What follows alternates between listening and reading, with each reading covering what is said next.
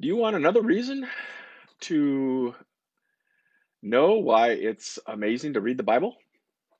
Well, I have a daily word from Psalm 73, and this is one of my many reasons that I love reading scripture, and that is it's so accurate concerning the human condition.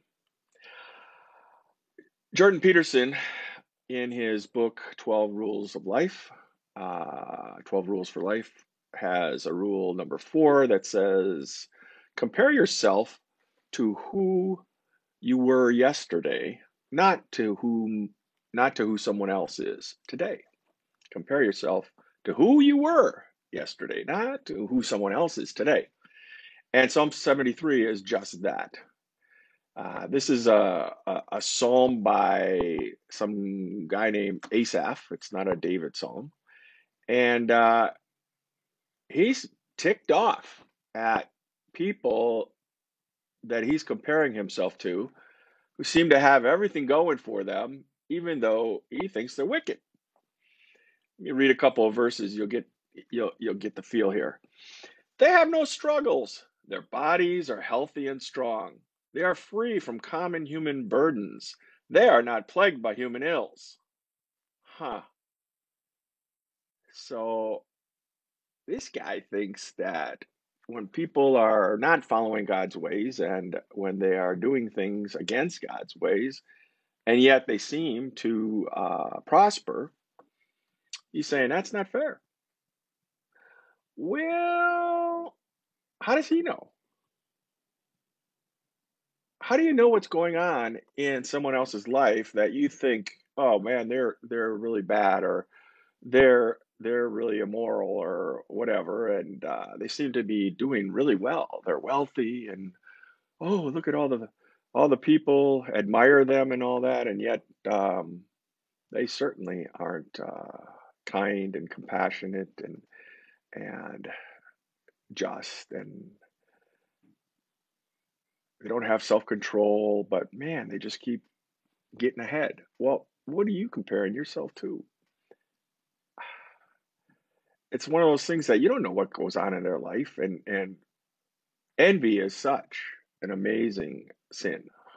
You know, it, it's I've called it the original sin before, um, in that we want what someone else has, and we're not satisfied with what we have if it seems that they have more.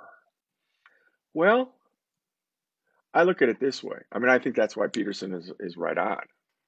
Uh, I only know what's going on in my own head, what I'm thinking, and what's going on around me.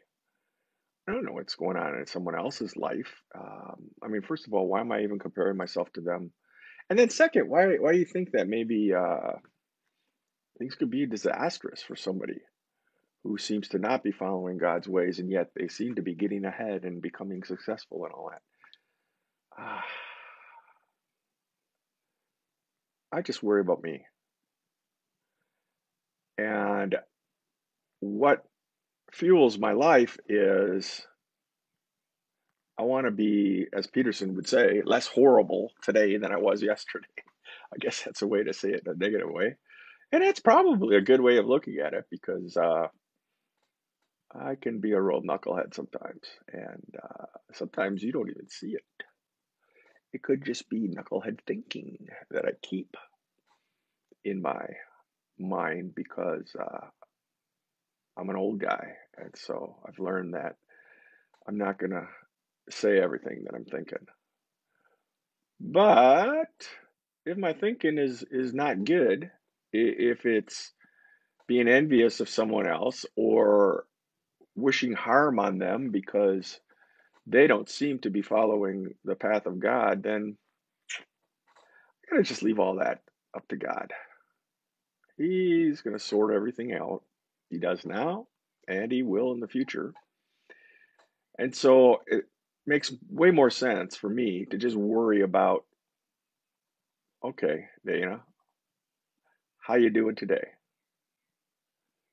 What does it look like compared to yesterday? Are you making any progress in being kinder, gentler? having more self-control, uh, living for the sake of others, seeking the good of those around you, even those that would consider you their enemy. Hmm, that's a lot of things I could think about that have nothing to do with looking at the lives of others and going, man, I wish I had that. Or even worse, how come they have that? They're not right. They're not good. I think that often, I think that's one of the things that happens when we attack people who are rich, you know, like the wealthy, and then we speak out against them again and again, and we think that we are supporting people who are poor, and we are being empathetic for them, and we want the poor to do better and to be raised up and all that. But I think a lot of times what may be happening is it's not so much that we have so much compassion for the poor. Rather, it's way more that we can't stand the rich. And we can always compare ourselves to the rich because somebody's always got more than you do, has more than I do. Rather, I think I'm just going to worry about Dana today. And tomorrow, I hope I'm going to be less terrible than I am today. So, I guess what I have to say to Asaph, lighten up, dude, and thank you for writing that psalm because you're just showing once again that the Bible keeps it real. Thanks.